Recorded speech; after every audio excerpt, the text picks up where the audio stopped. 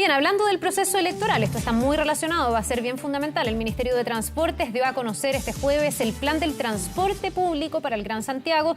Esto de cara al plebiscito de salida del próximo 4 de septiembre, donde uno de los ejes principales será el reforzamiento de los recorridos hacia los locales de votación. Además, no descartaron que el pasaje pueda ser gratuito durante la jornada. Vamos a ver si eso se confirma. Queremos conversar sobre este tema. Nos acompaña para esto el subsecretario de Transportes, Cristóbal Pineda. Muchísimas gracias por estar con nosotros, además de manera presencial. Bienvenido. Hola, un gusto estar acá con ustedes en 24 horas. A ver, lo primero, antes de pormenorizar cómo va a funcionar el transporte público ese día y cuál es el plan, me gustaría saber en el fondo el diagnóstico o la proyección que están haciendo, porque esto va a depender, me imagino, harto de los flujos, de cómo se mueva la gente, de cuánta gente vaya a votar. ¿Sobre qué terreno se instala este plan de transporte? Sí, es un terreno bastante incierto porque de partida es un día especial, es un día de elecciones que los patrones de flujo, de demanda de transporte no son igual a ningún otro día.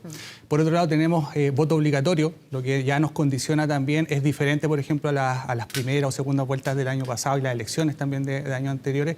Por lo tanto es un día donde estamos en terreno incierto desde el punto de vista de transporte en ese sentido. Ahora, me imagino que igual se tiene que hacer como una proyección de los flujos, ponerse en algunos supuestos. Ayer leía que por lo menos el 80% de quienes están habilitados para votar han revisado sus datos electorales y esto hace pensar, por parte del CERVEL, que podría haber una alta participación mayor que en escenarios anteriores donde además, y usted lo decía muy bien, el voto era voluntario. Ahora con voto obligatorio uno presume que va a haber más gente. Por lo tanto, me imagino que va a ser más relevante incluso el transporte público. Sí, en base a las elecciones anteriores lo que hemos hecho es algunas proyecciones y también extrapolando lo que es la participación.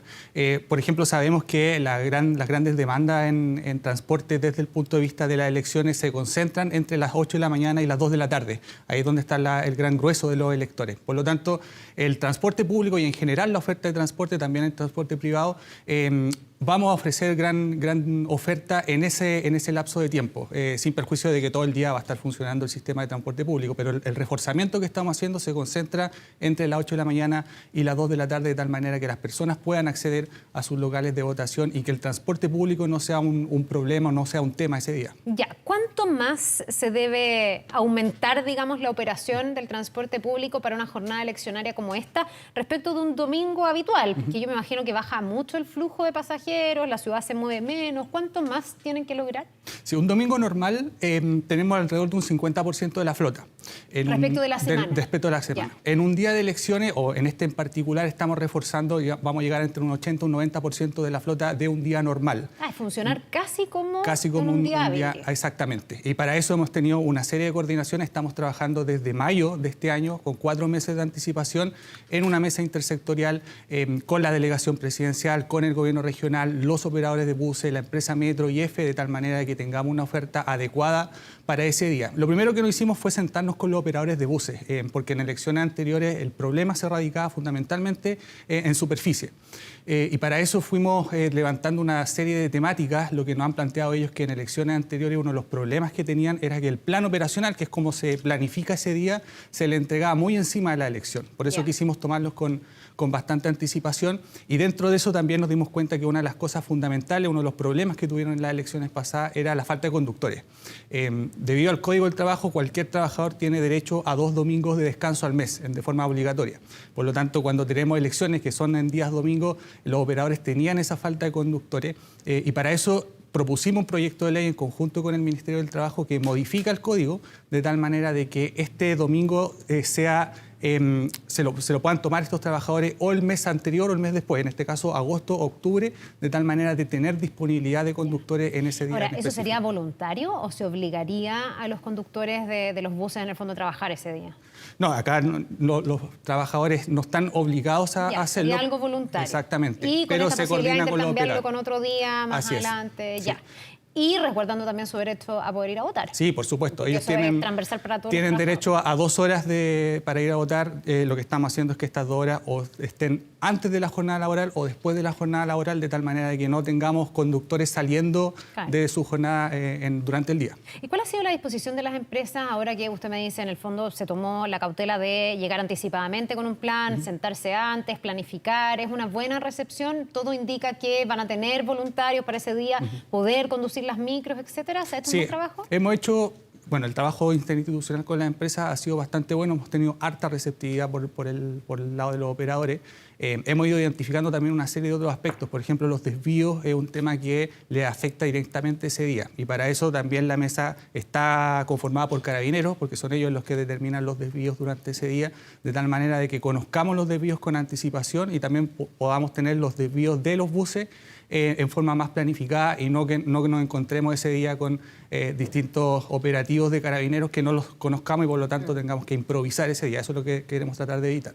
Este año hay otra novedad, no solo el que vaya a ser obligatorio, sino también que se hizo esta georreferenciación de las personas. Entonces uno se imagina, no sé si también es el diagnóstico o la proyección que tienen ustedes, que la gente debería tener que trasladarse mucho menos. O sea que también a lo mejor se descomprime un poco la necesidad del transporte público, porque lo deseable, y en muchos casos se dio, es que el local de votación quede a una distancia caminable y que no sea necesario tomar una micro, que no sea necesario tomar el metro. ¿Ustedes estiman que eso debiese bajarle un poquitito la presión en ese día en materia de transporte? Absolutamente. Ya tener la georreferenciación y que las personas puedan votar más cerca de su hogar nos va a reducir las longitudes de viaje. Por lo tanto, eso descomprime justamente el sistema, en especial del transporte público, así que algo que nos va a ayudar en forma muy consistente. Y otra cosa que también queremos apuntar es que la gente pueda acceder ya sea caminando o en bicicleta a los locales de votación. Dada esta cercanía se puede hacer. Para eso le hemos pedido a las distintas instituciones que, por ejemplo, puedan acceder en bicicleta a los locales de votación. Las condiciones de caminata siempre van a estar, pero ojalá que puedan acceder en esos modos de tal manera de descomprimir los flujos vehiculares en las calles. Ya, subsecretario, la pregunta del millón. El precio, ¿va a ser transporte gratuito para el plebiscito del 4 de septiembre? Es algo que seguimos analizando como gobierno. Si vamos a avanzar en esa línea, es algo que vamos a estar anunciando en los próximos días. Pero se aspira a la gratuidad total, se aspira a que los buses sean gratis, se aspira a que el metro sea gratis, se aspira a que sea solo en Santiago, en todas las regiones. ¿Cuál sería el ideal o para qué objetivo están trabajando? Sí, siempre hay que tomarlo dentro del marco fiscal y dentro de los presupuestos que tenemos nosotros. No esperamos grandes innovaciones en ese sentido, pero las novedades con respecto a eso las vamos a estar anunciando en los próximos días. Y eso es porque el esfuerzo al final lo hace el Estado, no las Exactamente, empresas. sí. En el fondo la empresa no cobra, pero el Estado la subsidia. Sí, siempre hay un subsidio detrás de eso. Sí, es bueno decir eso, que al final nunca nada es gratis, porque el Estado tiene que hacer su esfuerzo también y me imagino que eso se tiene que cuantificar. Así es. Por eso cualquier novedad la vamos a estar anunciando en los próximos días, más cerca de la fecha del plebiscito. Ya, quiero meterme con el tema del metro, primero para preguntarle cómo debería funcionar el 4 de septiembre, si eso ya está determinado, y para que después ampliemos un poquito la mirada con la falla reciente, lo que ha pasado con metro. Para el 4, ¿hay un plan especial ya de metro que sea conocido o la empresa lo tiene que dar a conocer aún? No, hemos estado también trabajando con metro, al igual que en el caso de los buses. El plan operacional es más parecido a un día laboral, o sea, la apertura del metro va a ser a partir de las 6 de la mañana, va a haber un reforzamiento entre las 8 y las 2 de la tarde, así que es bastante similar a lo que pasa en el caso de los buses. Los patrones de viaje son prácticamente parecidos, así que el reforzamiento de buses también va a estar en metro y también en tren central, en el tren entre Alameda y Nos. Ya, eso es una muy buena noticia. Mucha gente que además usa ese tipo de método de transporte. No sé si ustedes desde el gobierno están preocupados, están atentos, están trabajando con metro para saber qué está pasando con algo que podría ser una percepción, efectivamente, pero que también se empieza a constatar que son fallas más evidentes, que han tenido además una suspensión de servicio más largo. Vimos recién esta semana lo que pasó en la línea 2, todos recordamos lo que pasó con ese arco eléctrico, que fue súper como impactante para los pasajeros. Y esta semana el ministro de Transportes decía que Metro está llevando 800.000 pasajeros menos que prepandemia. Entendemos que más que en la pandemia, de todas maneras. ¿Tienen un diagnóstico de eso? ¿Está fallando más el metro? A ver, fallas en metro siempre van a haber. Porque esos son imponderables. Por lo tanto, cualquier sistema operacional siempre va a tener fallas. Lo que indican las estadísticas es que Metro funciona muy eficientemente. O sea, si uno se va a la comparación con otros metros del mundo, particularmente en Europa, Londres, Madrid, París, estamos con tasas de falla muy bajas. En ese sentido, Metro es sumamente eficiente porque las tasas de falla ya son bajas, pero también la disrupción del servicio, o sea, la duración de las fallas también son bajas. En ese sentido estamos bien posicionados. ¿Y no puede ser eso lo que a lo mejor nos queda en la retina con casos como el que estamos viendo ahí en pantalla, donde en el fondo Metro termina cerrando estas 5 estaciones y abriendo al otro día con las estaciones cerradas? No sé cuántas veces pasa que la envergadura de la falla sea tal, o en este caso no era una falla, era una mala maniobra, sea tal que en el fondo se comprometa el servicio durante toda una jornada o más de 24 horas o más incluso. Sí, estamos de acuerdo que esta es una falla grave. O sea, cuando ya tenemos disrupción del servicio por más de 24 horas, incluso más de 5 minutos ya es una falla grave, porque cualquier cierre del metro por más de 5 minutos ya provoca disrupciones en la red. Acá lo que hay que hacer es investigar el tipo de falla para tratar de evitar ese tipo de cosas. Pueden haber falta de mantenimiento, puede haber una mala maniobra, hay que investigarlo. Pero lo que sí queremos transmitir es que el metro funciona en forma eficiente bajo el punto de vista del mantenimiento y cuando tenemos una falla grave obviamente tenemos que investigar las causas. Ya, y la gestión de la empresa y eso ustedes lo evalúan de buena manera porque desde el sindicato había algunas críticas, se ha hablado también de temas de mantenimiento, se ha hablado de los despidos hacia atrás, se ha hablado de algunos gerentes incluso con nombre y apellido individualizados pidiendo remociones, eso en el fondo como gobierno los tiene tranquilos cómo está funcionando como empresa Metro. Sí, hasta ahora hemos designado al directorio hace 2 meses, por lo tanto ya hay cambios, se ratificó hace poco al gerente general, que viene de la misma empresa Metro, así que la conoce muy bien. Sí, ha estado y que le tocó salir en esta contingencia a explicar lo que estaba pasando con la línea 2. Sí, así que en ese sentido se están todavía reordenando ciertas piezas al interior de Metro. Sabemos que en la administración pasada hubieron despidos de puestos clave. Nuestra intención es reforzar a la empresa. Obviamente tenemos desafíos muy grandes con Metro, tenemos 3 líneas hoy día que están ya andando, ¿cierto?, en cuanto a su proyección, la línea 7, la 8 y la 9. El próximo año tenemos la apertura de las extensiones de la línea 2 y la línea 3, así que la empresa se tiene que reforzar de alguna manera y eso también repercute en el mantenimiento que tenemos que hacer para que no tengamos estas fallas graves. Quiero llevarlo, subsecretario, al tema del transporte interprovincial, interurbano, que cada día es más relevante. Hay muchas provincias, comunas cercanas a Santiago que tienen mucho intercambio con la capital y esta semana se puso en evidencia una preocupación que tienen sobre todo habitantes de Talagante, del Monte, particularmente del Monte, donde era donde más les ha subido el pasaje. Ellos hablaban de 600 pesos, lo que hace que ida y vuelta tengan que pagar más de 3.000 y tantos pesos. Entonces decían, no nos da, simplemente no nos da. ¿Qué se puede hacer en una situación como esa? ¿A qué responden esas alzas tan pronunciadas y cómo se puede ayudar a que la gente se pueda mover sin comprometer de esa manera el bolsillo? El contexto que tenemos económico es complicado. Tenemos una inflación galopante, tenemos un alza en el costo de los combustibles, por lo tanto eso repercute necesariamente en la tarifa. Algo que nosotros hacemos como ministerio son regular ciertas zonas, pero para regular necesitamos tener subsidio. De otra manera no podemos regular si no tenemos subsidio. El subsidio asegura la cobertura en ciertas zonas de la ciudad, que el transporte público funcione en ciertos horarios donde no hay transporte y también podemos regular la tarifa de esa manera.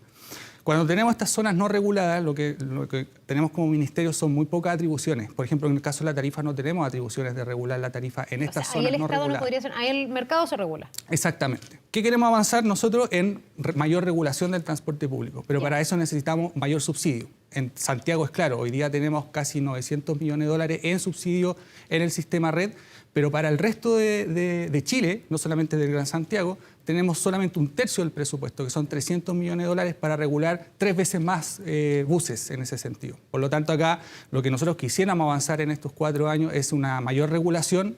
Estamos partiendo, por ejemplo, por la regulación de las capitales regionales. Hoy día hay capitales regionales que no están reguladas, el caso de Arica, La Serena, Coquimbo, etc.